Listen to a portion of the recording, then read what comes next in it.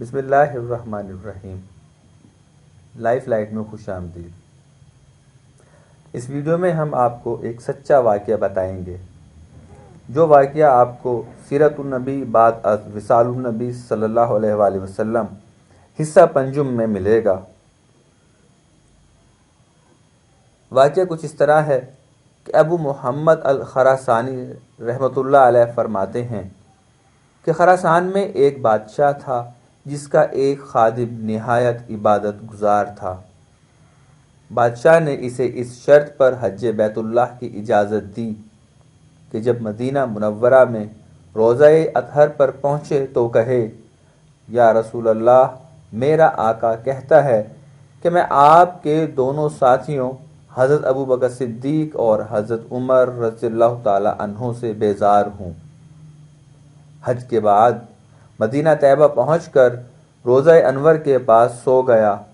خواب میں دیکھا کہ حضور نبی اکرم صلی اللہ علیہ وآلہ وسلم حضرت صدیق اکبر اور حضرت فاروق اعظم رضوان اللہ علیہم اجمعین کے ہمراہ تشریف لائے ہیں اور فرماتے ہیں، اے عقل مند، پیغام کیوں نہیں پہنچاتے؟ میں نے عرض کیا، مجھے شرم آتی ہے کہ آپ کے دونوں ساتھیوں کے بارے میں وہ پیغام پہنچاؤں جو میرے آقا نے میرے ساتھ بھیجا ہے۔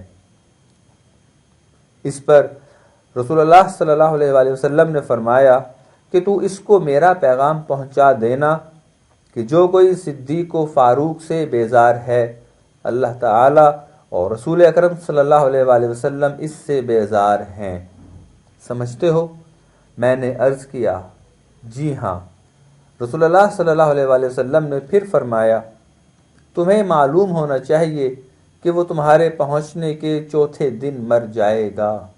سمجھتے ہو؟ میں نے عرض کیا، جی ہاں۔ رسول اللہ صلی اللہ علیہ وآلہ وسلم نے پھر فرمایا، دیکھنا، مرنے سے پہلے اس کے منہ سے گندگی نکلے گی۔ سمجھتے ہو؟ میں نے عرض کیا، جی ہاں یا رسول اللہ صلی اللہ علیہ وآلہ وسلم۔ پھر میری آنکھ کھل گئی اور میں نے اللہ کا شکر ادا کیا کہ مجھے رسول اللہ صلی اللہ علیہ وآلہ وسلم اور آپ کے دونوں ساتھیوں کی زیارت کا شرف حاصل ہوا، اور اس بات پر بھی شکر ادا کیا کہ پیغام مذکور پہنچانے کی توفیق عطا فرمائی۔ حج کے بعد بہت سے تحائف لے کر میں خراسان اپنے آقا کی خدمت میں پہنچا۔ 2 دن وہ خاموش رہا اور تیسرے دن کہنے لگا، میری حاجت کا کیا بنا؟ میں نے کہا، پوری کر دی۔ تو وہ کہنے لگا کہ جواب لاؤ۔ میں نے کہا، جواب نہ سنے تو بہتر ہے۔ وہ بولا، نہیں، جواب لاؤ۔ اس پر میں نے تمام واقعہ بیان کر دیا۔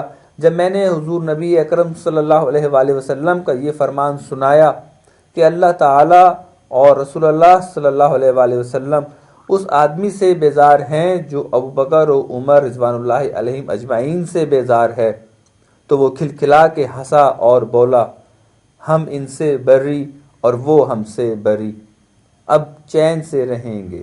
میں نے دل میں کہا، اے دشمن خدا، عنقریب پتہ چل جائے گا۔ مجھے آئے چوتھا دن تھا کہ اس کے چہرے پر گندگی ظاہر ہونے لگی۔ میں نے اس کو ملامت کی اور نماز ظہر سے پہلے ہم اس کی تدفین سے فارغ ہو چکے تھے۔ حوالہ ایک بار پھر نوٹ کر لیجئے کہ سیرت النبی بعد از وصال النبی صلی اللہ علیہ وآلہ وسلم اور حصہ پنجم ہے۔ ہمیں امید ہے کہ آپ کو یہ ویڈیو ضرور پسند آئے گی۔